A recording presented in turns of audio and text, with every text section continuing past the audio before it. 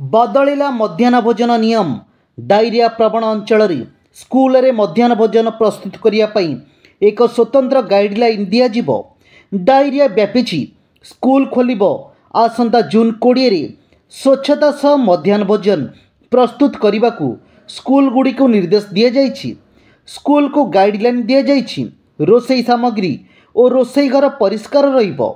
एएसएमसी प्रधान शिक्षक BEO DEO CRCC मान जांच करिवे जेपरि स्वच्छ परिवेश रे खाद्य दियाजिबो। आशा करा जाउछि डायरिया एड़ाई दियाजिबो। सरकार का परवर्ती निर्देशनामा को अपेक्षा करा जाइथिबा कहिसंती पीएम पोषण राज्य नोडाल ऑफिसर।